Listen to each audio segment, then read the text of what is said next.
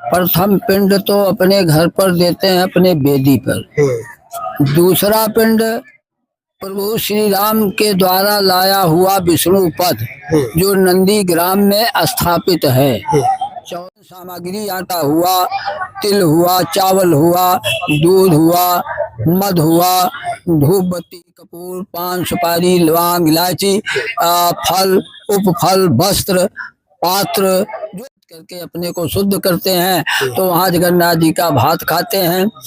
समयानुसार लोग वहीं से गंगा सागर भी चले जाते हैं। मान लीजिए जिसके माता पिता ना हो, उसको तो तर्पण करना चाहिए, जल देना चाहिए, और उसके बाद अपना उस समय पे तामसी भोजन न करे, तामसी भोजन ना करे।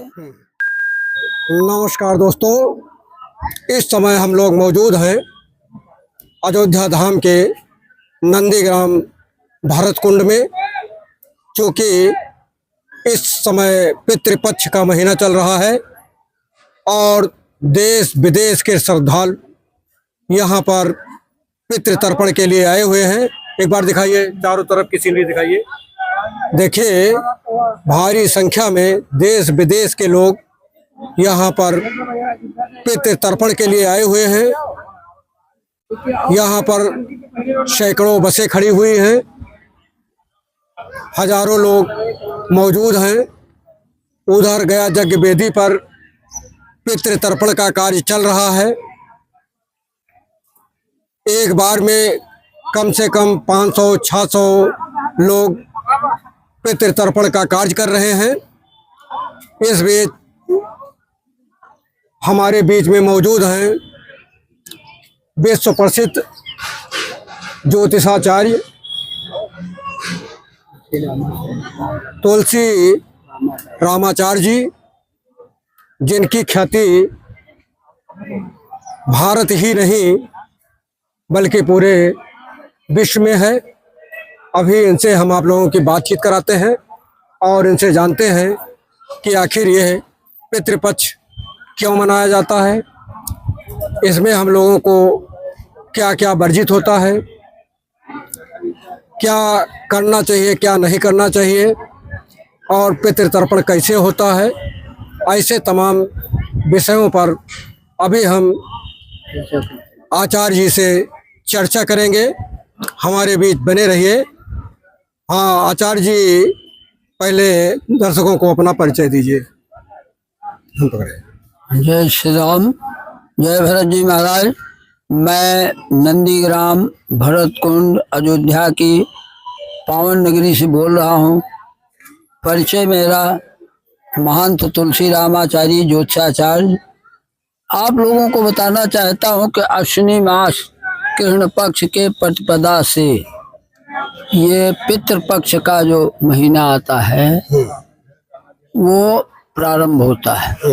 लोग बाग पूरे विश्व से अपना पितरों के उद्धार के लिए प्रथम पिंड तो अपने घर पर देते हैं, अपने बेदी पर। दूसरा पिंड प्रभु श्री राम के द्वारा लाया हुआ विष्णु पद जो नंदी ग्राम में स्थापित है।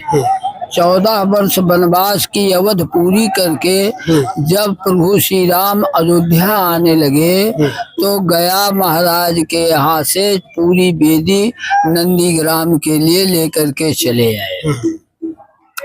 तो वहाँ के पंडा लोग आए कि महाराज हम लोग खाने बिना मर जाएंगे और गयासुर हमारे पितरों का, जिसे हमारे परिवार का विनाश कर देगा, इसलिए महाराज हम लोग कृपा करो।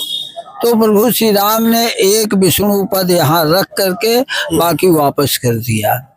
आज हम लोग माता बहनें भाई बंधु देश विदेश से पूरे विश्व से पितृ कार्य करने के लिए सर्वप्रथम पिंड अपने घर पर देते हैं। दूसरा पिंड गया बेदी नंदीग्राम भरत कुंड पर देते हैं और भरत कुंड पर पितृपक्ष के प्रथम दिन से तर्पण चल रहा है, पिंडदान चल रहा है, श्राद्ध चल रही है। ये सारी क्रियाएं हमारे गया बेदी से ही शुरू होती हैं, नंदीग्राम से। अच्छा महाराज जी, एक चीज़ ये बताइए कि जो लोग गया जगन्नाथ जी या चारों धाम की यात्रा पर नहीं जा रहे हैं और अपने घर पर ही पिंडदान करना चाहते हैं, तो उनको कैसे कैसे, किस विधि से कैसे कैसे करना चाहिए? जैसे कोई गया नहीं जा रहा है, अपने वेदी पर वो पिंडदान करना चाहता है, तो प्रथम अपने पुरोहित को बुला लें। उसके पिंडदान की पूरी सामग्री, पूजन सामग्री, आटा हुआ, तिल हुआ, चावल हुआ, दूध हुआ, मध हुआ, धूप बत्ती, कपूर, पान, सुपारी, लौंग, इलायची, फल, उपफल, वस्त्र, पात्र, जो भी यथाशक्ति हो अपने पितरों के नाम करके और उसको दान करना चाहिए। ठीक। और यहाँ से लोग नंदीग्राम से पिंडदान करके जब निकलते हैं तो बनारस पहुँचते हैं। बनारस में स्नान करते हैं, फिर पिंडदान करते हैं और घोड़ा दान करते हैं। वहाँ से फिर लोग निकलते हैं तो गया पहुँच जाते हैं। गया वेदी श्राद्ध पिंडदान करते हैं अपने पितरों के लिए, तो 4-5 दिन वहाँ लग जाता है। उसके बाद पंडा अपना सुफल बोल करके विदाई करता है वहाँ से। फिर लोग चले जाते हैं साक्षी गोपाल। साक्षी गोपाल से फिर लोग चले जाते हैं जगन्नाथपुरी। जगन्नाथपुरी में समुद्र में लहर लेते हैं, सुभद्रा और बलराम का दर्शन करते हैं। उसके बाद अपना पंडा गुरु के यहाँ जो जगन्नाथ जी का भात खाया जाता है, जिसकी लोग यहाँ आकर के कथा भागवत करके अपने को शुद्ध करते हैं, तो वहाँ जगन्नाथ जी का भात खाते हैं। समयानुसार लोग वहीं से गंगा सागर भी चले जाते हैं। अच्छा महाराज जी, एक चीज़ और बताइए कि जैसे लोग कहते हैं कि पितृपक्ष में ये करना चाहिए, ये नहीं करना चाहिए, तो सबसे पहले हमारे दर्शकों को ये बताइए कि क्या करना चाहिए? परहेज। हाँ। तो देखिए, पितृपक्ष में मान लीजिए जिसके माता पिता ना हो, उसको तो तर्पण करना चाहिए, जल देना चाहिए। और उसके बाद अपना उस समय पे तामसी भोजन ना करे, तामसी भोजन ना करे, और चीजें अपने ऐसे पुरुषत्व को कायम रखें। और उसके बाद अपना अमावस्या, जैसे मातृ नवमी के दिन माताएं अपनी माता को विदा करती हैं। पितृपक्ष में अमावस्या के दिन पुरुष वर्ग जो है अपने पितरों को भद्र हो करके पिंडदान या जलदान जो भी कर रहे हैं, तर्पण कर रहे हैं, तो किसी ब्राह्मण को बुला करके अपने वेदी पर भोजन करावें, अगियारी डलवावें, जो कुछ हो सके उनको दक्षिणा सम्मान सहित दे करके विदा करें। यही मुख्य परहेज है। अच्छा महाराज जी, ये बताइए कि लोग कहते हैं कि पितृपक्ष में हमारे पितर जो है कौवा के रूप में आते हैं, तो इसमें कितनी सत्यता है? इसमें देखे, पितर कौवा के रूप में नहीं आते, वो देव शक्ति हो जाए। पितृदेव कहा गया है, पितृ देवता कहा गया है। कागभूषुंड नहीं हो जाते हैं, वो पितृ देवता हैं। ठीक है ना? तो उनको पितृदेव कहा जा सकता है, लेकिन कागभूषुंड नहीं कहा जा सकता है। कि जब लोग चारों धाम की यात्रा करके घर वापस पहुंचते हैं, तो उसके बाद उनको क्या परहेज करना चाहिए या क्या क्या करना चाहिए? लोग कहते हैं कि जब तक ब्राह्मण भोज न करा दिया जाए तब तक घर में प्रवेश न किया जाए, तो इसका कितना महत्व है, इस बारे में जरा हमारे दर्शकों को बताइए। जी, इसका महत्व यह है कि जैसे लोग यात्रा पूरी करके आते हैं, तो लोग कहते हैं कि हम जगन्नाथ जी का भात दे रहे हैं, तो अशुद्ध कौन है? हम नहीं अशुद्ध हैं। जो यात्रा करने गया है वो इसीलिए उसका भात दिया जाता है। तो वहाँ से तीर्थ पूरा करके गया जी, जगन्नाथपुरी, गंगा सागर, जो सब पूरा करने के पश्चात जब घर में यात्रा पूरी करने के बाद घर में पहुँचे, तो गिरी प्रवेश न करें, बाहर ही रहें। उसके बाद वहाँ किसी वेद पाठी ब्राह्मण को बुला करके अपने दरवाजे पर अगर ताकत है तो कथा सुने, हवन करें, और 5 ब्राह्मण भोजन कराने के बाद तब वो अपने घर में प्रवेश करें। इसका यही विधान है। अच्छा महाराज जी, एक चीज़ और, जैसे लोग कहते हैं कि चारों धाम की यात्रा करने के बाद फिर जैसे तो गृह प्रवेश हो गया, उसके बाद जब तक लोग श्रीमद् भागवत की कथा नहीं कर लेते हैं और ब्राह्मणों का भोजन नहीं करा देते हैं, ब्रह्मभोज नहीं कर लेते हैं तब तक वो कहीं भोजन नहीं करते हैं। तो इसमें कितनी सत्यता है? देखिए, ऐसा है कि वो विधान है, उसका विधान है कि जैसे हम दक्षिणी भारत चले गए, रामेश्वरम, कन्याकुमारी, मदुराई, मीनाक्षी, द्वारिकापुरी, सुदामापुरी, रामेश्वरम हो करके आए, ठीक। और इसी प्रकार उत्तराखंड चले गए। पहले तो हम गया श्राद्ध किए, उसके बाद फिर उत्तराखंड गए, गंगोत्री, जमुनोत्री, बद्रीनाथ, केदारनाथ है सब ना। और उसके बाद हम लोग अपना जब चारों धाम यात्रा पूरी करके बैठते हैं घर में, तो उसके बाद विचार होता है कि भाई चलो कितना शक्ति के अनुसार भक्ति करना है, तो लोग अपना प्लान बनाते हैं। तब तक वो शुद्ध नहीं माने जाते, इसलिए वो कहीं भोजन करना उनके लिए निषेध है, सामाजिक बंधन है, ठीक है।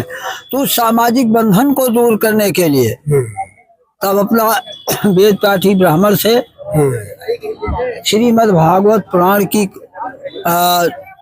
7 साप्ताहिक यज्ञ करके, हवन पूजा करके, तब ब्राह्मणों को भोजन कराते हैं, दान दक्षिणा करते हैं, तब उनकी आत्मा को शांति मिलती है और वो तब सबके यहाँ भोजन करने लायक होते हैं। नहीं इसके पहले वो अपने को बहुत बड़ा मानते, लेकिन अशुद्ध वही है। तो ये बताइए, मान लीजिए किसी ने भूलवश कहीं भोजन कर ही लिया, तो उसका दाव उपाय क्या है? उसका प्रायश्चित यही है कि फिर एक ब्राह्मण को भोजन अपने अलग से करावे और उसकी अलग से दक्षिणा दे, अपने प्रायश्चित को माने, ये उसका उद्धार हो जाएगा। अच्छा महाराज जी, हम देख रहे हैं कि यहाँ पर भारी संख्या में ये भीड़ जुटी हुई है और अभी लोग आते ही जा रहे हैं, तो ये यहाँ कब तक चलेगा?